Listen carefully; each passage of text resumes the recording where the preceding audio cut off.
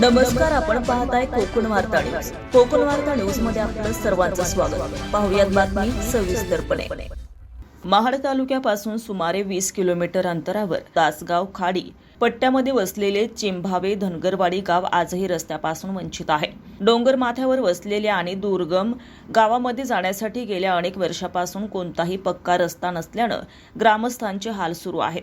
शाळकरी विद्यार्थ्यांना दररोज 5 किलोमीटरची पायपीट डोंगर उतारातून करावी लागते. मोलमजुरीवर उदरनिर्वाह करणाऱ्या ग्रामस्थांनाही दळणवळणाचा मोठा प्रश्न भेडसावत आहे. आजारी रुग्णाला दवाखान्यात न्यावे लागले तर डोलीच्या साह्याने चढ उतार करावा लागतोय, अशी विदारक परिस्थिती आहे. ग्रामस्थांनी विविध लोकप्रतिनिधी नेते पुढाऱ्यांकडे अनेक वेळा फेऱ्या मारल्या, निवेदनं दिली, मात्र फक्त आश्वासनापलीकडे काहीच घडलं नाही, असा आरोप ग्रामस्थांनी केलाय. निवडणूक आली की नेते गावात येतात, विकासाची भाषा करतात, पण निवडणूक संपली की परिस्थिती जैसे थेच असते, असे ग्रामस्थांचं म्हणणं आहे.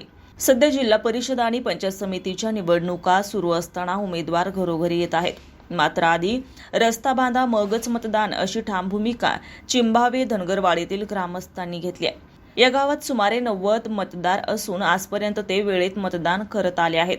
तरीही त्यांच्या मूलभूत प्रश्नाकडे सातत्याने दुर्लक्ष होत असल्याने ग्रामस्थांनी निवडणुकीवर बहिष्काराचा इशारा दिलाय. आता या प्रश्नाकडे कोणता लोकप्रतिनिधी गांभीर्याने पाहतो आणि चिंभावे धनगरवाडीचा रस्ता नेमका कधी सुरू होतो, याकडे सर्वांचं लक्ष लागलंय. ब्युरो रिपोर्ट, कोकण वार्ता न्यूज, रायगड. प्रतिनिधी म्हणून मी आज बोलतो. चिंभावे धनगरवाडीमध्ये आज आम्ही आज असणाऱ्या पंचायत समिती आणि जिल्हा परिषदेच्या निवडणुकीवरती आज आम्ही सर्व ग्रामस्थांनी एकमताने बहिष्कार टाकलेला आहे. बहिष्कार अशासाठी टाकलेला आहे की आमच्या वाडीवरती आज देश स्वतंत्र होऊन 75 वर्ष उलटून गेले तरी पण आम्हाला आज पक्का रस्ता नाही आहे. त्याच्यामुळे आम्ही आज ह्या निवडणुकीवर बहिष्कार टाकलेला आहे आणि ह्याच्यापुढे जोपर्यंत आमचा पक्का रस्ता होत नाही तोपर्यंत येणाऱ्या कोणत्याही निवडणूक असो, आम्ही ग्रामस्थांनी निर्णय केलेला आहे की ह्याच्यापुढेही आमचा हा निर्णय कायम राहील.